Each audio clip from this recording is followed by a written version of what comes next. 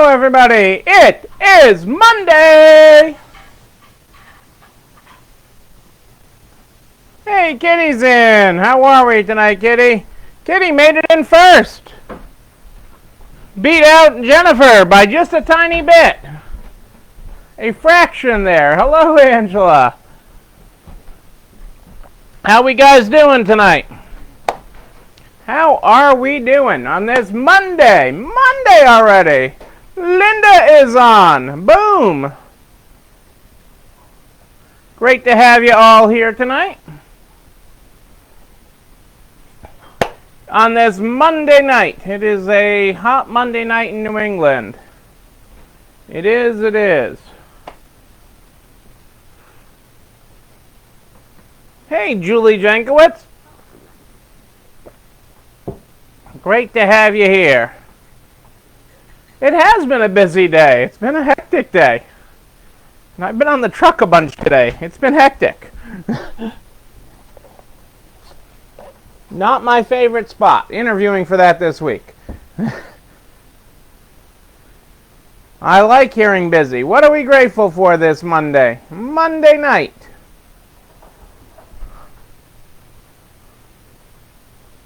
Brooke is watching. Whoa, Brooke. Nice to see you live.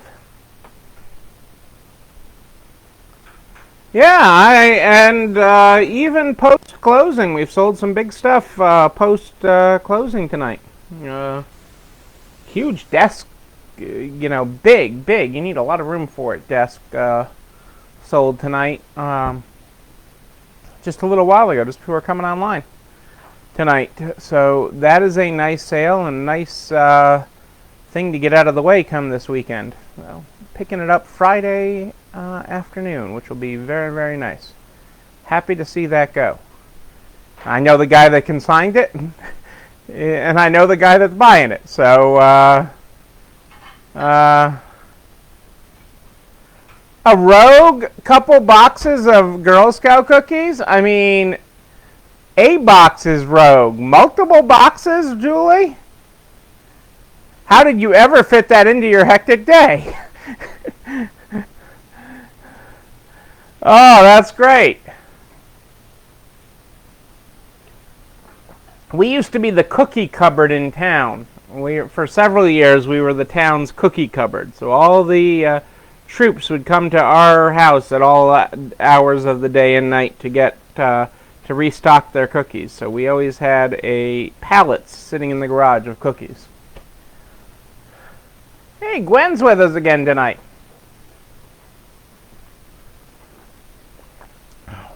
So busy. I hear we're grateful for being busy. What else are we grateful for? You had a full day off, Gwen. That's a great thing to be grateful for. How do I sign up for that? I need one of those. Not sure where I'm going to get one of those. Only 97. See, we're supposed to cool off tomorrow. We're supposed to get the rain through tonight and then the drop in humidity. I think it's still going to be 80 something, but it's the humidity is supposed to drop off for a couple days, which will be nice. Be very nice, actually. So that is in our future. But people were shopping. All sorts of things. We had a lady in shopping today, a new grandmother, and the baby came early, and so she was buying up everything. Good. I'm glad Texas wasn't shut down again today. You got a nap in today too, Gwen? What the heck? You're living large today. I am very glad that Texas wasn't shut down again, though. We don't want to be going in reverse on this. So that is grateful. I mean, the virus is very real, but it is we don't have the energy for another shutdown. I don't think we'll do what we have to do, but that isn't high on anybody's list right now. I know a lot of the bars and different things that have been shut down are really hurting, and I definitely feel for them. Hey, Julie. Hey, Adele and Dazzle.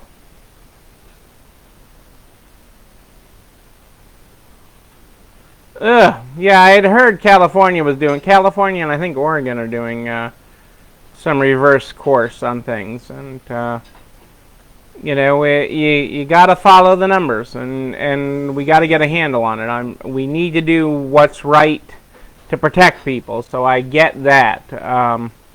But it is a balancing act between lives and livelihoods. That is, and quite honestly, just a little bit of sanity. People are feeling cooped and trapped, and that's got a lot of sanity issues going on there that are. It's not doing well with mental health. That is for sure. And that isn't happening well anywhere. So, but I'm glad that a lot of people had good sales. I'm super jealous of Gwen and her day off. I was supposed to not sit at my desk all day yesterday, and that's where I was. Bless you. My peanut gallery is sneezing. But I ended up spending way too much time there yesterday. But, there'll be another day where I don't.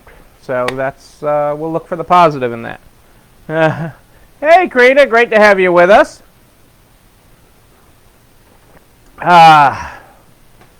Okay, let's get this party started tonight. We start the evening with the Good Morning, Good Night book. The Good Morning, Good Night book is how we start the program every night. And...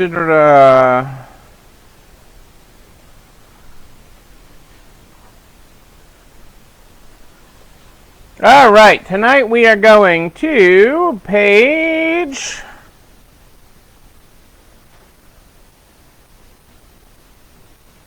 oh, actually, I like this too. I had to get a page number on the page before, and I think I like that better, so let's go with it. Page 12. Good morning, good morning. Let's make some new mistakes. Let's find the things worth saving in the mess our living makes. That is our good morning tonight. Self-Care Monday afternoon. Gwen, I love it. I love it. Let's take a look and see. We haven't gotten a quote in a couple of days here. Let's see here. Take a new perspective. This is a good way to start a Monday. Take a new perspective. We're often our own worst critics. Much harsher on ourselves than we would be on others in the same situation. So take a step back and look at your scenario from a new perspective. Imagine you're listening to a good friend telling you about their goal. Would you focus on the pitfalls and what ifs, or would you simply admire them for their strength and courage, pat them on the back, and congratulate them for taking the risk? A new perspective. That is a nice quote from our Everyday Courage book that Vina got us. Everyday Courage. Hey, Pat in the Peanut Gallery, how are you? Good to have you with us. Oh, let's see what we've got going on tonight.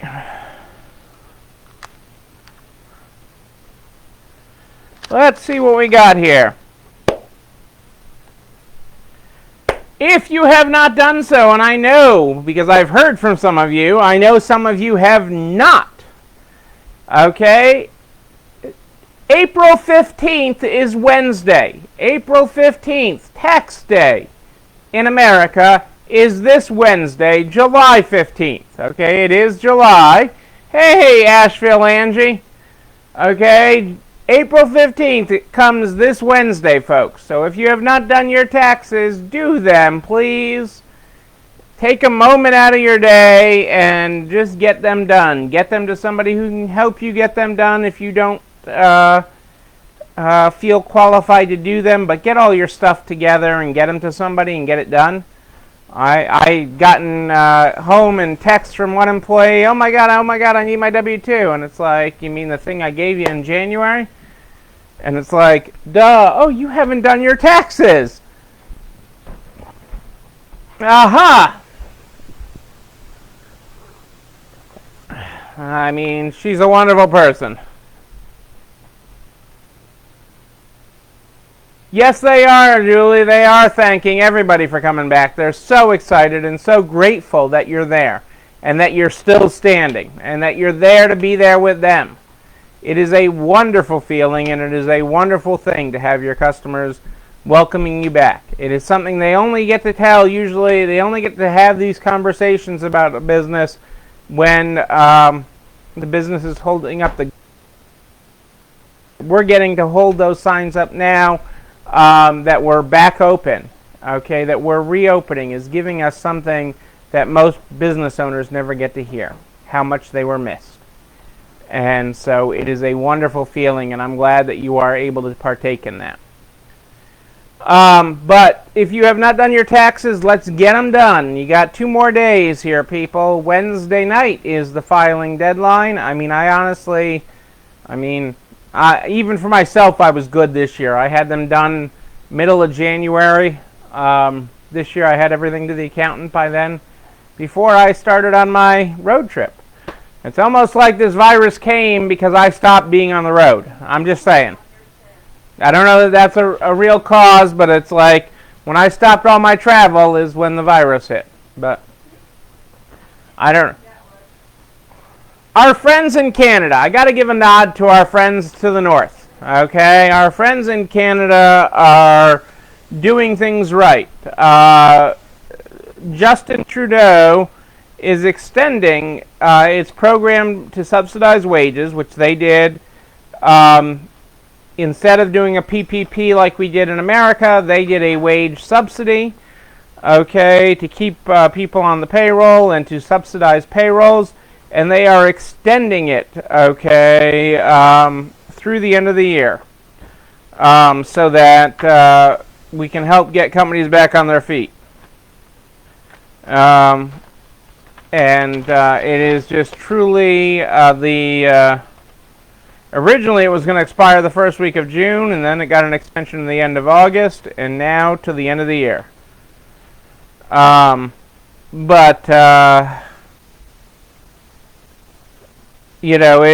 The program covers 75% of wages up to a weekly maximum of $847 for eligible companies and nonprofits. Companies must show a 30% drop in revenues, to get it. And but it's a great help. It's not keeping people on it.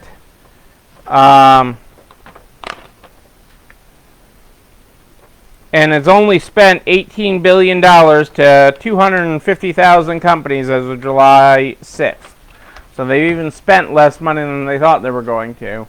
And I got to say, just the way they did it and rolled it out has been really, really good. Canada has done a lot of smart things in this. What else we got here tonight? It's 2019 all over again. The Trump administration is issuing new tariffs on $1.3 billion of French imports. Okay, the U.S. plans to impose a 25% tariff on French luxury and beauty goods, including lipsticks, eye makeup, and reptile skin bags. Also known as Hermès starting lineup.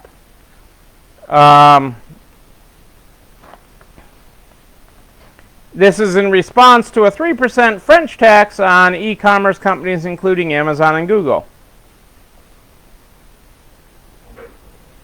And the original tariff was supposed to hit wine and cheese as well, but retailers successfully argued taxing these items would hurt U.S. workers. This is going to hit some retailers when they're already down. French conglomerates including LVMH, L'Oreal, and Kering are all harmed by a French luxury tax, and their products aren't exactly selling like Clorox these days. LVMH anticipates a large Q2 loss to the pandemic. L'Oreal sales are climbing back in some markets, but haven't reached pre-COVID levels. On the bright side, tariffs won't go into effect until January, so there's still time for U.S. and French officials to negotiate for the Birkin's sake. For the Birkin! It's for the Birkin! Let's get this tax away so we can save the Birkin. But if it goes into effect, it'll actually it should have the effect of raising the price of things on the resale market. So those of you that deal in these luxury goods from France, it will give you an opportunity to raise prices should that tariff go into effect, because it'll be relative to new. You'll have some wiggle room there to squeeze some additional profit. And while at the same time, it will make luxury goods on the resale market even more appealing than they already are. So 25% tax, even if if it goes into effect in January, you should be able to raise your prices 10 to 15% on those goods and still be in a good spot for your customers. So it should be really interesting. Hey Karen, you just missed me talking about our favorite French guy. Not our favorite French fry, our favorite, well, he's not a French guy, Canadian guy. Sorry, Justin Trudeau. Sounds sort of French there, I don't know. I'm really just going off on a tangent here, Karen, but you missed me talking about the wage subsidy. Hey Cindy, Kath, and Susie's watching tonight. Great to have you all here live. Yes, I was talking about Mr. Trudeau, who's looking a little tired. I'm just saying, in his current press shot. I mean, I don't know if you can see. He's looking a little tired there, Justin. But that's pretty exciting news for our Canadian friends. Yes, every Canadian business owner's friend, Justin. JT, as he is known. Well, I am actually thrilled, and when I read that deeper, Karen, I was really surprised at their actual spend. If you look at what we've spent in the U.S. On the number of businesses that, even if we were to just bring it to the same level of businesses that Canada has already helped with their wage subsidy versus the PPP in the United States, on a per business basis, the subsidy in Canada has been not only simpler, but I would say more successful because of its reach, and its spend to the government is less. So I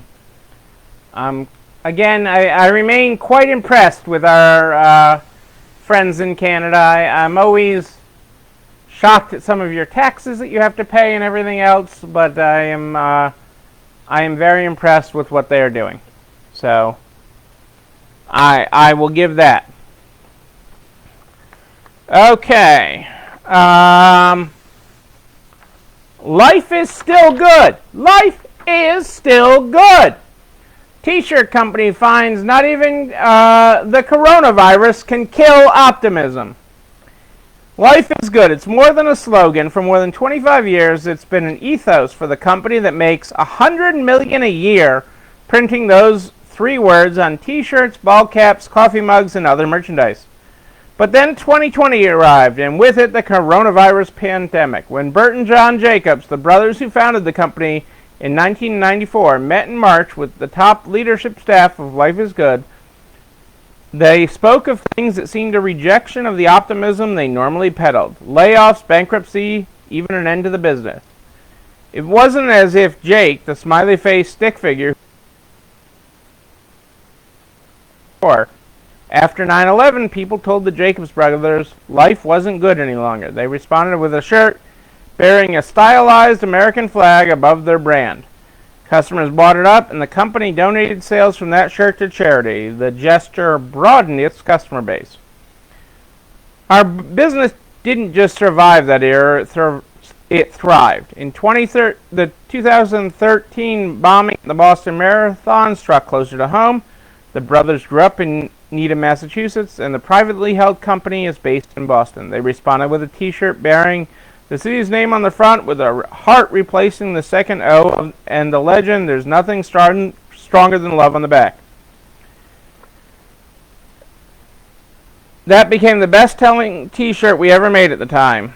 The profits again went to charity and their customers multiplied, but the coronavirus was something else. The company couldn't just print a clever t-shirt and ride it out. Not if the very act of gathering many of their 200 employees in the New Hampshire distribution center jeopardized lives. Shutting down the center, even if it meant losing the business, seemed like it might be the right thing to do.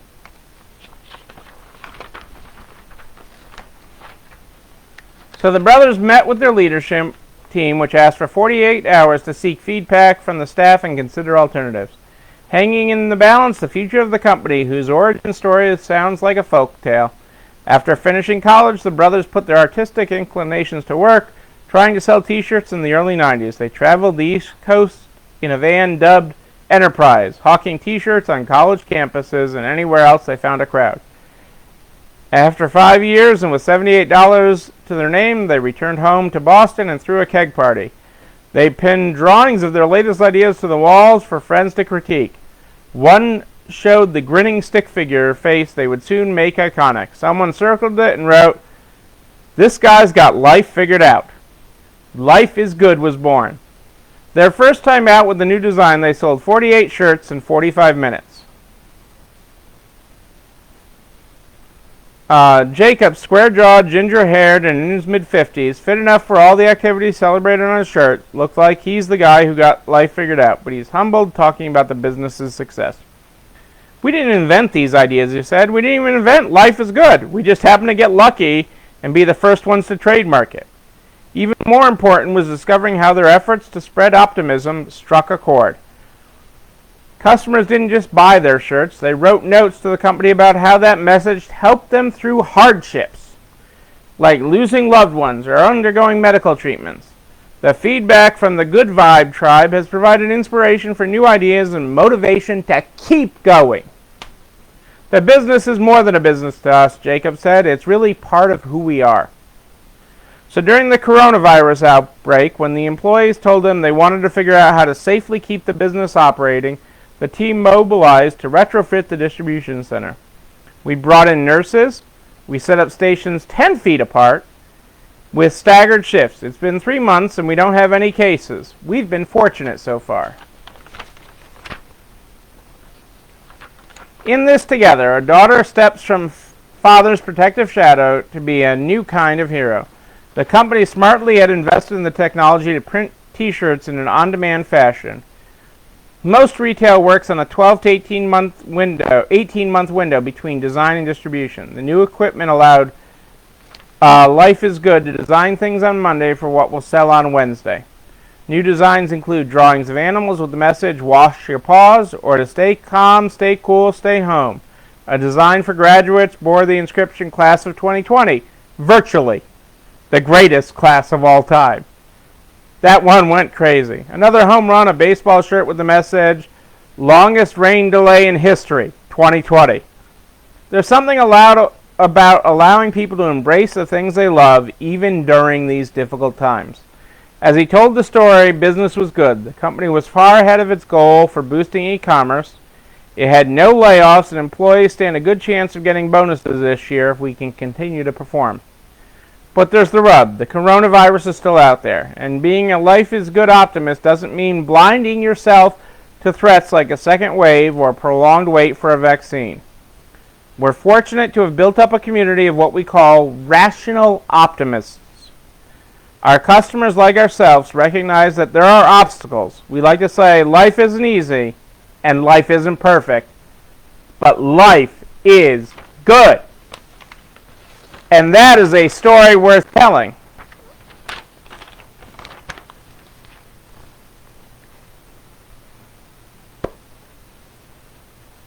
It really is. And it's still good too, Jana. You're right. And, you know, there are so many reasons to be optimistic. I, believe I'm here sharing a lot of that with you every night. And as we've ventured on this journey and we've, taken detours, again, remaining stubborn in our goals and flexible in our methods, okay, to get to the other side of this, okay? We will get there. We will climb, okay? You know, we will make this journey together. We are making this journey together, and we are getting there. So it is exciting and humbling, and that story today I just thought was really a great one to tell, because life is good, okay, and it remains so.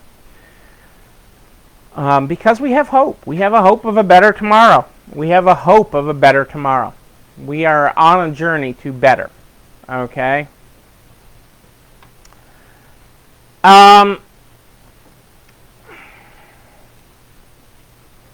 REI, the sporting goods retailer, okay, has 162 stores, okay, and some 13,000 employees, okay. That's a lot of people across the company. They're laying off 400, a little more than 400 actually, okay, and what does that mean? Okay, why should we take note of that?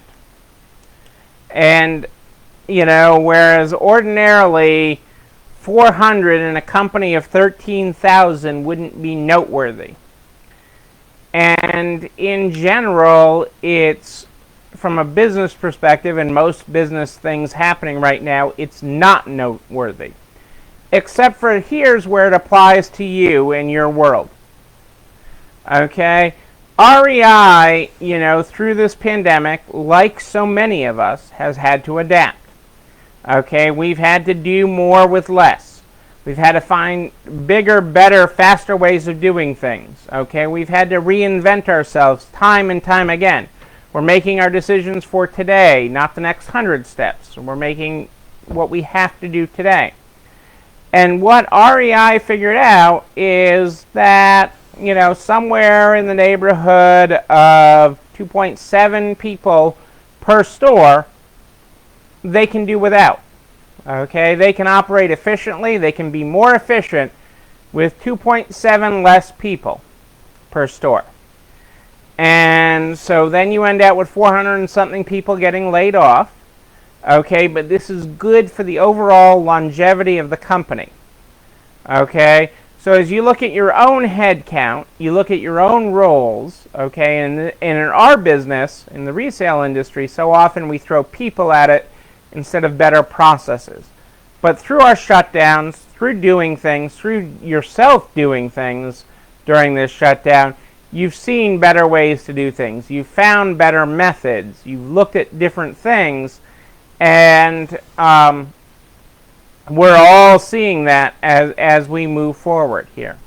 So I thought a big company like REI, of REI's size, saying, hey, we found better ways to do this, and that's going to result in just a small change in our stores. It really changes it. So I think that's an important lesson for all of us, and just something to keep in mind. Okay, less is better, and life is good. Kelly, one day far in the future, you want your shop story to be published in a business magazine. I like that idea. That is a goal. Write that article now. Okay, write what that article would say today if it were written today. I want you to do that. That is your homework, Kelly, okay, is to write that article. I remember having to write an article like that in high school, okay, and you know, write a letter to your future self. But this is writing about what you want that business article to say, whether that's 5 years from now, 10 years from now, okay, and then what steps are you going to take, Kelly, okay, to make that article true? Okay, I mean, some of the things, you know, I look at in our business plan that I did, our most recent one that we updated, I mean, it's coming together. I mean, even during these times, it is coming together. And it doesn't always come together in order, okay? But as you look at the plans, okay, if it goes back to my mother wallpaper in my room. If you aim at nothing, you're bound to hit it. So write that article, Kelly, because that is how you make that happen. Okay, that is how you make the business case of why your story matters. Okay, and matters to more than just you, matters to more than your mom's refrigerator. Okay, but matters to people. Okay, that it's a story worth telling. Okay. Yes, you did assign yourself homework, Kelly. Well, I actually assigned it. You decided what it was.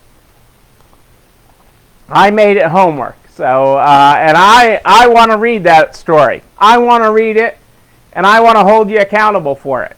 Okay? And Cassandra, my peanut gallery, wants to publish it in the Narts newsletter. Okay? The trade publication of this industry. Okay? So write that up, Kelly. I look forward to reading it. Okay? Because you have a story worth telling. Okay? You all do. I'm getting a lot from the peanut gallery tonight. I'm slacking a little bit tonight. I lifted a lot today and it was hot. And that's not to say the peanut gallery didn't do anything today. That's just saying that I lifted a lot in the heat today.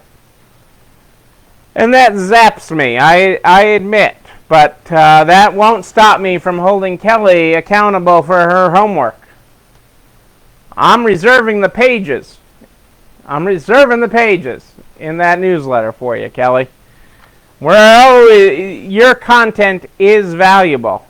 Carmela's with us tonight. Live! Carmela, great to have you with us. So we are working on 2020 2.0. We have covered so much ground because 2020 2.0 is the reboot of 2020. It is how we rewrite 2020 and change your story for the rest of 2020. This doesn't have to be a down year. Okay, it's going to be an amazing year, and it starts with the inventory.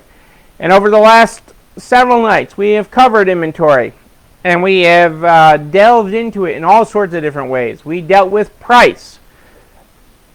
We dealt with placement and promotion. We delved right into that. If you missed last night's episode, you should go back and listen to that, because that was a really great episode on product placement and promotion. It's so much more than the size 2 in the size 12s that will never sell.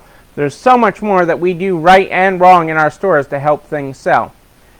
And we talked about the pity take that we all do. We all have it. Not going to beat that dead horse. Hey, Molly and Eric, how are you? Great to have you with us.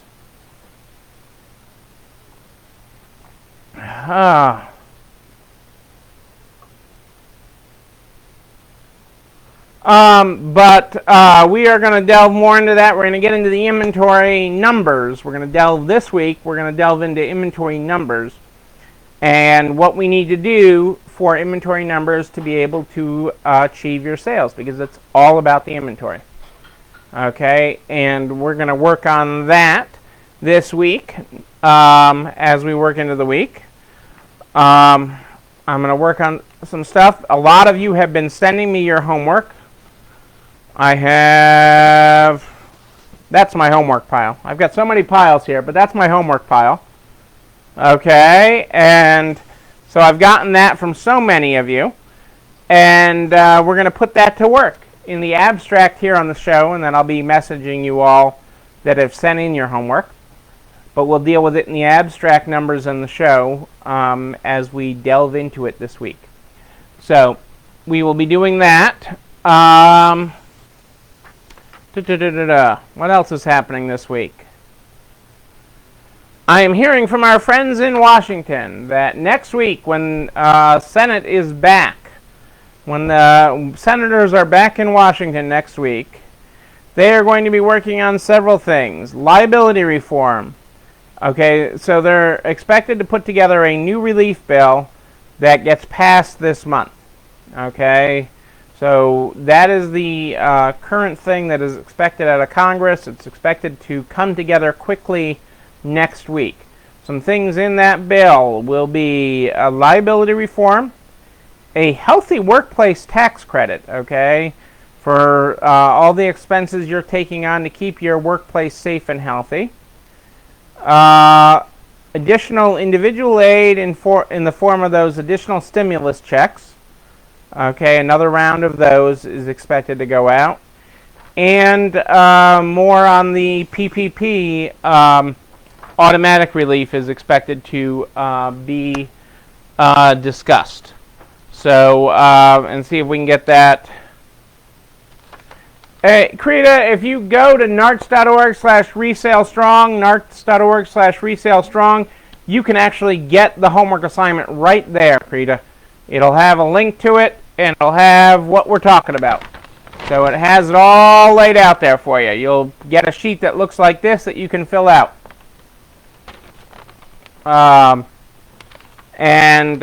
So that we can work on your business, because this is about growing our way out of this.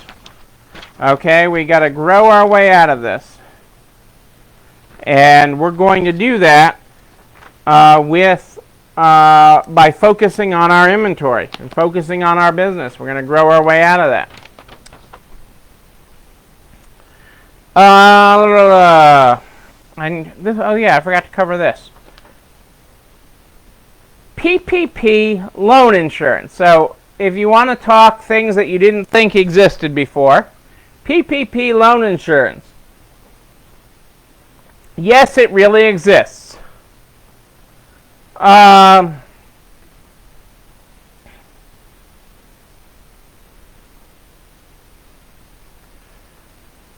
International, a Chicago insurance brokerage, is now offering PPP loan recipients a new insurance policy should the SBA decide they were not eligible for the program after all. The product was created as a direct response to the ambiguity in the PPP rules and regulations that the SBA department issued early on in the program. What the insurance is intended to help with is a company in good faith took a PPP loan, thought they were doing the right thing, but because the way the loan program's read, doesn't have 100% certainty and wants a little extra comfort. If at any point in the next 6 years the SBA audits and they come to a different conclusion, there'll be protection. However, the product doesn't cover companies that made deliberate misrepresentations. This insurance does not cover fraud or scammers, but if you took it in good faith, you can get a policy. Let me just see if it tells me how much cost is. A company can pick its own attorney in the event of a legal challenge. The policy would cost 4 to 5% of the total amount insured, and perhaps a separate underwriting fee. The insured amount will include the amount of the loan plus legal fees and even potential damages in the event of a claim against you. And the most interest thus far in the policy has been in covering the amount of the loan if the company has to return it. I don't think it's for anybody in this group, okay, anybody here, but for some big companies that may be worth having. For some of the multi-million-dollar companies that took loans and kept loans, the Tom Brady's of the world, the TGI Fridays, some of the other companies that could have their things challenged in future years, although they really did save jobs. So I'm not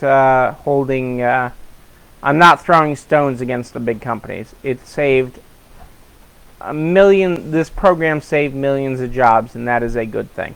And I'm very happy that our country did that. It could have done it a little more like Canada, which made it easier. But I am very happy with the way that this was something that was provided. So, but I found the insurance article to be interesting, especially I do like being properly insured. I am not insured for a PPP, but I do like being properly insured, and do meet regularly with my insurance agent to make sure that we have all of our stuff insured so that we're not missing anything.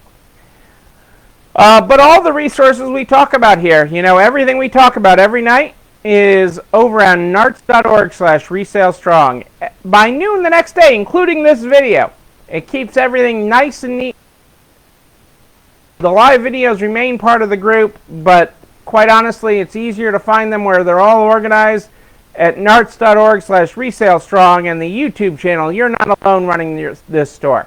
It's also there by noon the next day so that you can share it with your friends in business, because we want to get everybody, butcher, baker, candlestick maker, across the line here. We're going to get everybody to the other side. We want to help everybody see their way, find the path to the other side of this. I am here nightly at more 8 than ish Eastern every night. If you have a question in between, you just email me, Neil, Neil at ECIstores.com. Neil at ECIstores.com is where you find me. And make sure you include your phone number so I can give you a ring back if I need to. We start the program. Every night we start the program with the Good Morning, Good Night book. The Good Morning, Good Night book is how we start the program every night. Tonight, we started the program on page 12 with Good Morning, Good Morning. Let's make some new mistakes. Let's find the things worth saving in the mess our living makes. Our good night tonight is Good Night, Good Night.